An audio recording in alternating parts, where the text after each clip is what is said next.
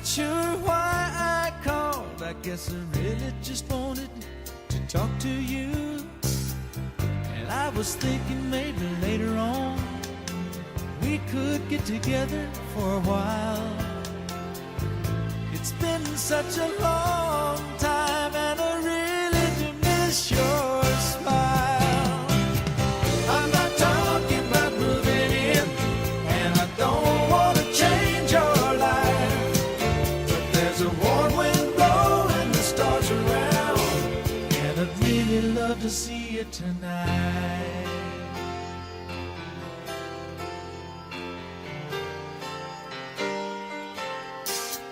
We could go walking through Windy Park, take a drive along the beach, or stay at home and watch TV. You see, it really doesn't matter much to me. I'm not talking about moving in, and I don't want to change your life, but there's a warm wind blowing the stars around, and I'd really love to see you tonight. I won't ask for promises, so you don't have to lie. We both played that game before. Say I love you, then say goodbye. I'm not talking about moving in, and I don't want to change your life, but there's a warm wind blowing the stars around, and I'd really love to see you tonight.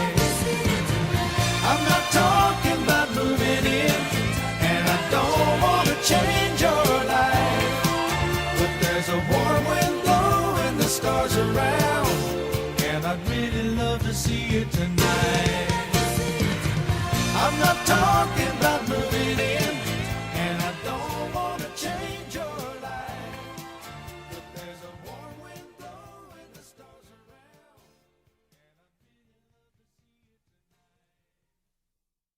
I'd really love to see you tonight. Alright, so in the last video I said that I'd probably try something more religion related. I know that not everyone who views my YouTube channel and stuff is religious, and it's like, you know, and then like people won't understand Catholicism and stuff and be like, oh, you worship Mary or whatever. And I could create a bajillion videos and stuff rebuking that, which, you know, maybe I might create a series out of this or something. So like, you know, I am Catholic, you know, to those of you that aren't Catholic or aren't like, you know, trad Catholic or whatever like me, you know, I wear a brown scapular, I have the St. Thomas Aquinas cord, which, you know, I can't show that to you, because if you know, you know. And then I have a medallion of St. John the Baptist, I have a medallion of St. Thomas Aquinas, I mean, I have a cross that I made out of lavender, I have a Sacred Heart medallion, I mean, I have, I don't know, a lot of rosaries. Somehow I've collected a lot of rosaries. That's just what happens when you get rosaries and stuff. If you get one rosary, you're bound to get another. That's just what I'm saying, okay? And then I have a lot of images of saints and stuff, and then I obviously have my crucifix up here. And I actually found this locket of the Sacred Heart in Port Townsend and stuff, so, you know, I forgot what the store was, but that's besides the point. So, you know, in this video I'm going to talk about clergy. Now, what is clergy? For those of you that don't know, clergy is like people like priests, deacons, archbishops, etc., etc. And then laity or lay members are people like me who, you know, go to church and stuff and aren't like the ones that are assisting the priest, or like are a priest or archbishop, you know, cardinal, bishop, abbot, brother or sister. So, you know, I'm just a lay member. I'm not clergy. So yeah. Anyways, you know, I've had a lot of respect for clergy. I always respect clergy and do my best to respect them, because they basically gave up like living at their home to go to this church and just like be so faithful and devout to God and stuff. So it's like they're very faithful and very passionate about what they do, and I highly respect them for that. I mean, I can name so many good priests and like, you know, monks and stuff. So like, you know, first off, Father Nguyen, who was like the priest at my old church when I got baptized. Then Father Mark Guzman, he's a really great priest. Soon to be Father Michael Lonez, unless he decides to choose a different name. Honestly, I should ask him. He was my youth group leader in Gig Harbor, and he was just so awesome, and he's such an inspiration to me and stuff. I mean, I know he watches my videos, so if he sees this video, hey, I'm shouting you out, man. And then there's Father Victor. I feel like he has another name as well, but I'm totally forgetting it. Then there's Brother Alex. There's Father Lappe, who's in Bremerton. It was really nice to meet him. Then there's the priest when I first attended traditional Latin Mass. I totally forget his name, but man, he was awesome. But yeah. And then, you know, there's like some like priests, you know, they're just middle of the road. But I'm just naming the awesome ones, okay? I'm naming the awesome ones. And then there's, you know, clergy who are like, not so good. There's, I remember learning that Jesus appeared to a saint once and revealed his sacred heart to the saints. And there was a crown of thorns around it. And he said, you know, this wasn't like given just by regular people, it's given by like people of the church and stuff. I mean, I forget the exact story and like the exact details and stuff. But it's like, you know, this wasn't just it wasn't like the crown of thorns and stuff. It's like, this was by like the priests who aren't good and stuff. And like, you know, because we're all sinners and, you know, which offends God and stuff. But it's like, there is a point, like, if you're a clergy member, you're doing stuff, it's like, should you really be a member of clergy? Which, I mean, I understand you're an ordained priest, you're an ordained deacon, all that stuff, but, you know, there's a point, like, you know, the pedophiles that are in the church, like, they are ordained members and stuff, but it's like, they should not be priests, and like, you know, if it was some other pope, like pre-Vatican II, they would be excommunicated. They would be excommunicated by the pope. That's something the pope should be doing. But our pope, I can criticize him and stuff. Which, I know I did a video once criticizing him, but that got taken down by YouTube. It was a part of another series I did a while back called Political Corner, which, you know, this is just replacing that because I can't do that anymore, you know. I'm not gonna be too political. But it's like, then there's just like these are like I forget the name of the priest, but back in the year 900 and something, there's a priest who was kind of denying the real true presence of the body and blood of Christ in the Eucharist. And it's like, there's so many priests who just kind of remind me of that. And like, or deacons, like, currently I'm having an issue with this one deacon, you know, like, because I am part of youth group and stuff, and like, you know, I proposed this idea, which I know works. I mean, stuff, you know, I've discussed it with people, and like, you know, I know it works, because I gotta say, I was able to make some great friends out of it. It's like sharing your highs and lows of the week, you know, saying what's good about your week, what's bad. It's like nothing too personal, unless you want to be personal and stuff about it. And like, it brings people close together, because you gotta have vulnerability in order to like create fellowship. Which like at the youth group at my church, it's like I'm not feeling that, besides like this small group of people who already know each other and stuff. And it's like, yeah, I think they feel like they have fellowship with me, but it's like, I don't really feel like I have fellowship with them, if that makes sense. And it's like, approach this thing which could like bring more fellowship. And like, I know people who are Catholic that aren't going to the youth group that I go to school with, and like, you know, it's like, you're scaring them off. You're scaring them off, you know. Don't fix what's already fixed, fix what's broken. Fix what's broken, you know. These people who are always come, they are not broken, they are already fixed, you know. The people who don't come to Mass frequently and But our Catholic, they're the ones that need to be fixed, that need to come frequently, and you have to encourage them and stuff, and you have to create fellowship with them in order to save more souls and stuff.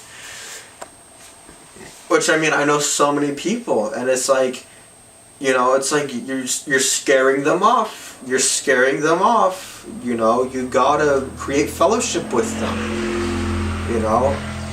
And it's like, really, and it's like this particular deacon, it's like, I tried to keep my calm and stuff, and I mean, I think I did keep my calm. And when I am really ticked off at a person, it's like, I just can't handle being near them and stuff. And he's a deacon, so it's like, of course, it's going to be at church and stuff. So it's like, you know, I'm not naming him, obviously, but it's like, dude, you know, I proposed this idea which would bring fellowship, and I know that works, and he shot it down. I mean, I understand there's always going to be rejection. I mean, I've been rejected so many times. I mean, like, everyone's experienced rejection. I mean, I've respected rejection. I'm sure you, the viewer, have respected rejection. You know, I'm sure the guy next door has experienced rejection. And it's like, you know, I understand, okay, you reject this, but I still believe in my principles and stuff. I still believe this works. And it's like, I can't stand for that. I cannot stand for that and just tolerate it, because it's like, excuse me, sir, this works. I know it works. And I understand I cannot be upset with an ordained member, but it's like, you know, I understand, you know, remove the log out of your eye before you remove the splinter out of your brother's, but Jesus also commanded us to rebuke our brothers, and I have to rebuke him for this. I'm obviously not going to name him and stuff, but if he's watching this video, he knows I'm talking about him, which I really doubt. It's like, you know, he swears a lot. If you're a clergy member, you're a role model, you're an example. You have to live and lead by example. He is not living and leading by example. I get that everyone sins and stuff, but there is a point where it's like, really?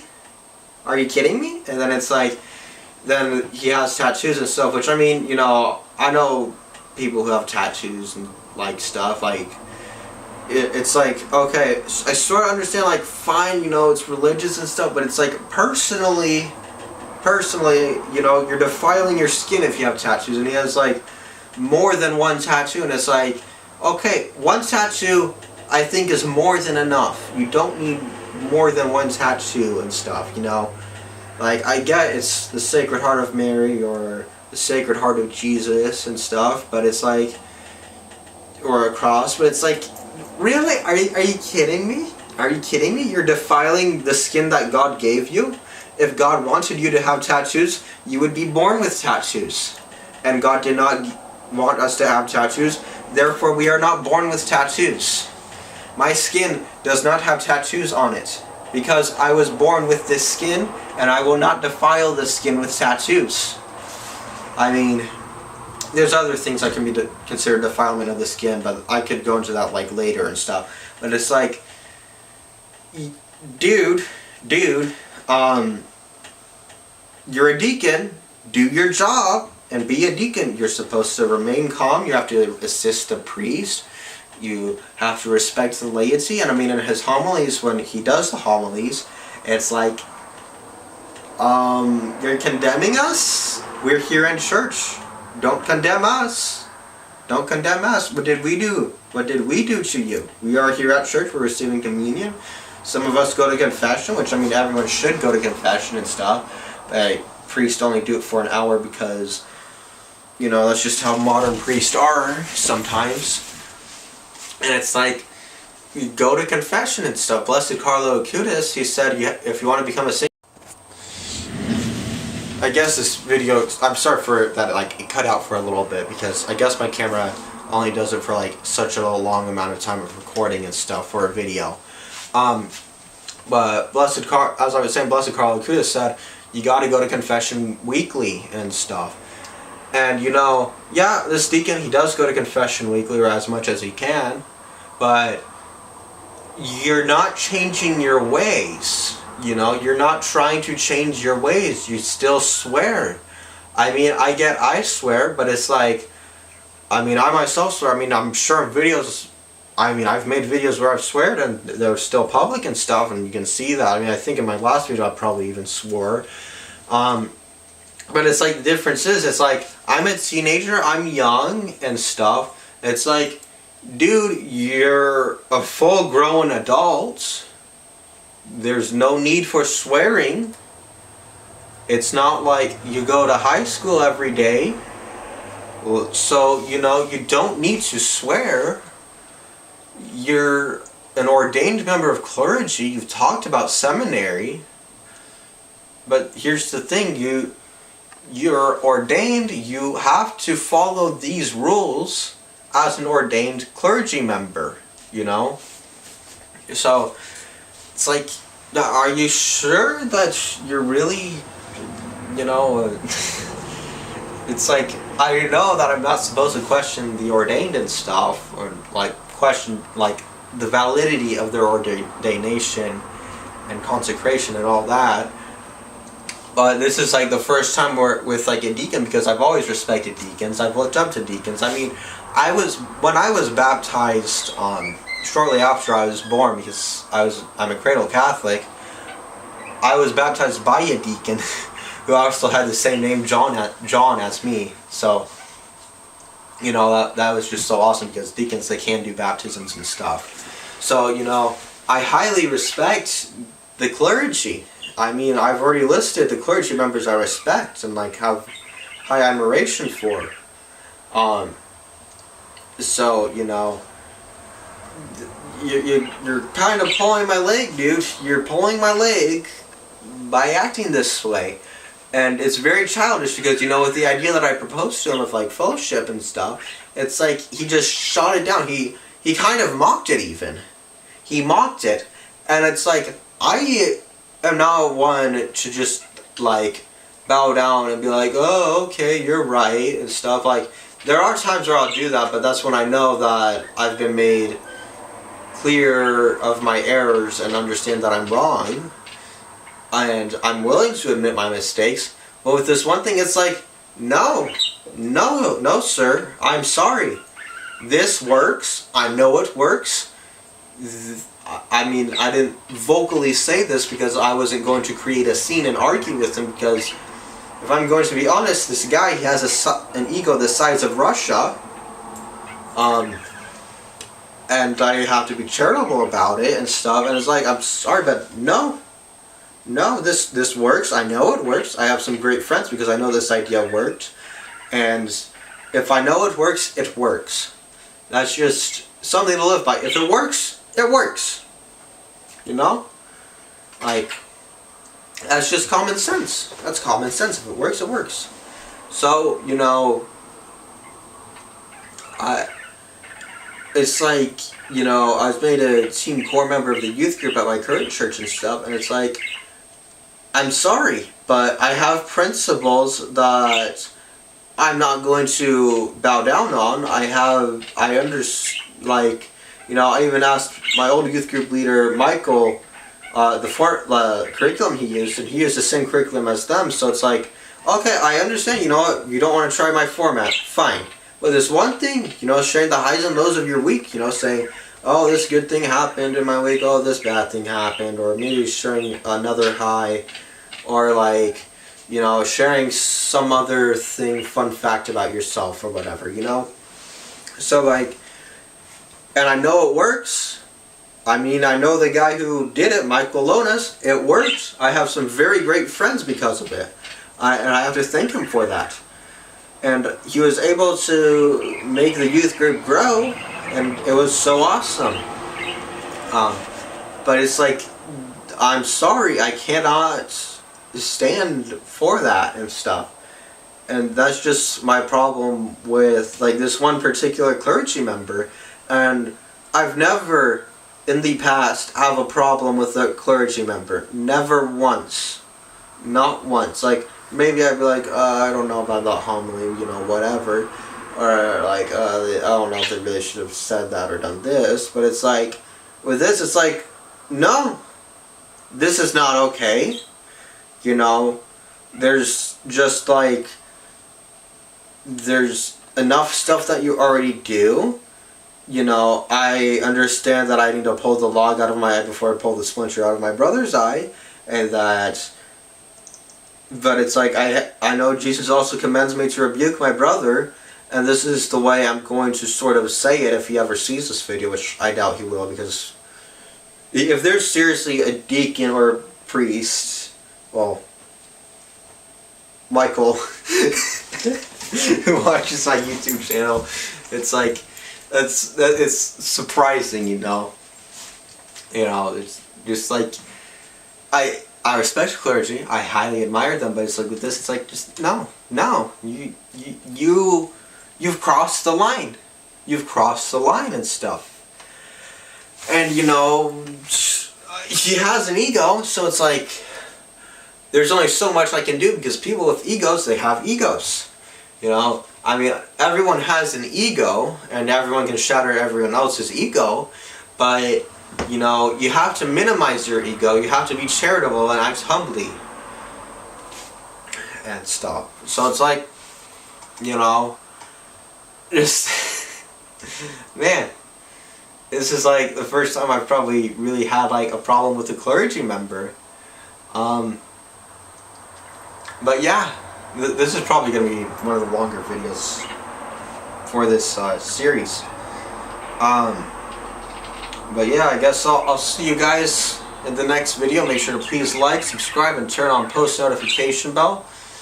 And comment down below what you want to see in this series. Obviously this is all pre-recorded and stuff. I'm recording all of this in like one day.